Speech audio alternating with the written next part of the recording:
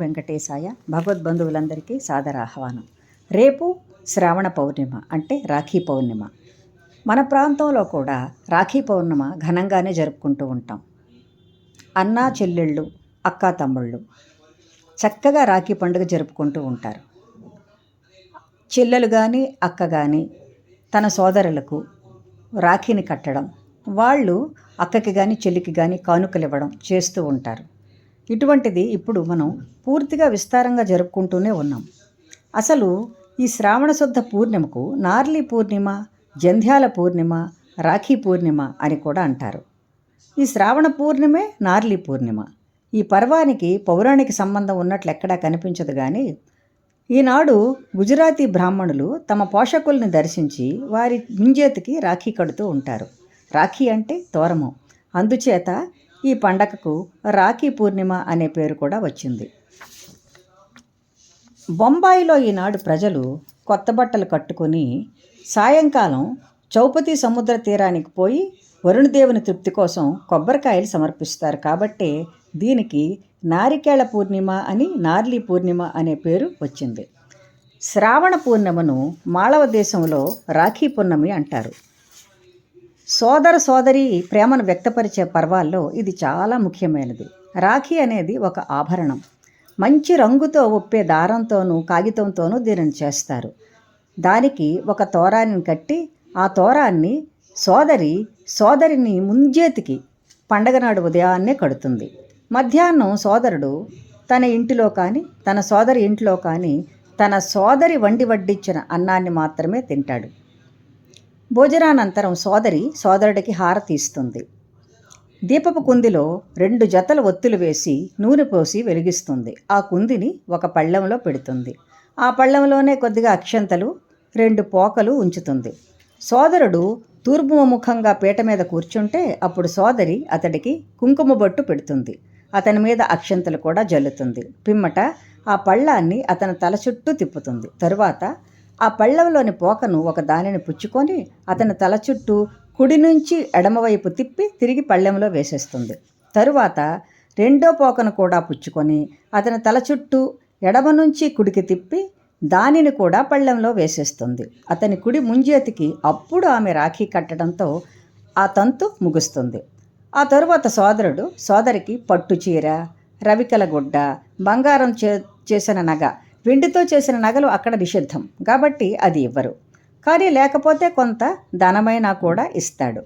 ఆ డబ్బు ఆ అమ్మాయి సొంతం. ఆమెకు వివాహమైనా కూడా ఆమె భర్త ఈ ధనాన్ని వాడుకోకూడదు అనేటటువంటి నిబంధన ఉంది. ఏ కారణం చేతైనా సోదరుడిని ఒకవేళ సోదరి భోజనానికి పిలవడానికి వీలు లేకపోతే ఆమె వండినటువంటి పిండి వంటలైనా కూడా సోదరుడికి ఇచ్చి తృప్తిపరచవచ్చు. అప్పుడు కూడా మిగతా తతంగమైతే పై విధంగానే వాళ్ళు చేసుకుంటూ ఉంటారు. పూర్వకాలంలో శ్రావణ పౌర్ణమి రోజున ఉపనయనమైన తర్వాత వేద విద్య నేర్చుకునేవారు బ్రాహ్మణ బాలలు. దక్షిణ దేశంలో శ్రావణ పూర్ణిమకు పౌతి పూర్ణిమ అంటారు. ఆ రోజు విష్ణువును, శివుడిని, గణేశుడిని పూజిస్తారు. దీనినే బొంబాయి ప్రాంతంలో అయితే నార్లీ పూర్ణిమ అంటారు. ఆనాడు అక్కడ వరుణదేవుని పూజ కోసం సముద్రుణ్ణి పూజిస్తారు. ఆ రోజుల్లో సముద్రం ప్రశాంతంగా ఉంటుందని వాళ్ళ నమ్మకం. అందుచేత పూర్వకాలంలో సముద్రాంతర వర్తకానికి వెళుతూ ఉండేవారు కదా, అప్పుడు ఈ కాలాన్నే వాళ్ళు ఉపయోగించుకునేవారంట. తిరిగి రావడానికి కూడా ఇదే సమయాన్ని ఎంచుకునేవారు. ఆనాడు యజ్ఞోపవీతాలు, నారికేళాలు సముద్రంలో పడవేస్తూ ఉంటారు.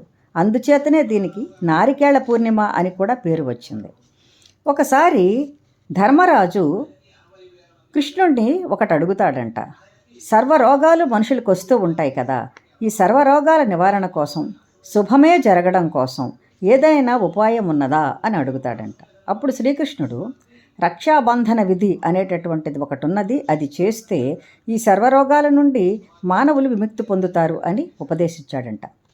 దేవాసుర యుద్ధంలో ఇంద్రుడికి ఇంద్రాణి రక్షాబంధనం ఇచ్చి జయం సంపాదించిందని శ్రీకృష్ణుడు చెప్తాడు. ఈ రక్షాబంధనం విధి శ్రావణ పౌర్ణమి నాడు జరుగుతుంది. శాస్త్రంలో రక్షాబంధనం కొన్ని చోట్ల భార్య భర్తకు కూడా కట్టే విధి ఉన్నది. కానీ ఇప్పుడు ఆచరణలో మాత్రం అన్నా చెల్లెళ్ళు, అక్కా తమ్ముళ్ళు ఇటువంటి వాళ్ళు మాత్రమే కట్టుకుంటూ ఉన్నారు అని వ్రతోత్సవ చంద్రిక అనేటటువంటి గ్రంథం వివరిస్తోంది. తండ్రికి కూతురు కూడా కట్టే విధి కూడా ఉన్నదని కూడా ఈ వ్రతోత్సవ చంద్రిక అనే గ్రంథం వివరిస్తోంది. అయితే ఈ ఉపాకర్మ పండగ కాదు, అధ్యయనానికి సంబంధించినటువంటి కర్మ కాబట్టి ఈ ఉపనయనం అయిన తరువాత ఇటువంటి పనులు అవి వీళ్ళు చేసుకుంటూ ఉంటారు. ఈ విధంగా పలు ప్రాంతాలలో పలు విధాలుగా ఈ రాఖీ పౌర్ణమి చేసుకుంటూ ఉంటారు. మన ఆంధ్ర ప్రాంతంలో కూడా ఇప్పుడు విస్తారంగా అందరూ చేసుకుంటూ ఉన్నారు. రాఖీ పండుగ వచ్చిందంటే చాలు మనకి వీధులలో చక్కగా రాఖీలు అమ్ముతూ ఉంటారు. అలాగే మిఠాయిలు అమ్మే దుకాణాలలో కూడా మిఠాయిలు కూడా విస్తారంగా అమ్ముతూ ఉంటారు. ప్రతి ఒక్కళ్ళు ఈ రాఖీ పండుగ చేసుకుంటూనే ఉంటారు. అందరూ స్వంత అన్నా చెల్లెళ్ళు అక్క తమ్ముళ్ళు కాకపోయినా పైవాళ్ళకైనా కూడా రాఖీలు వీళ్ళు ఇవ్వవచ్చు, కట్టవచ్చు.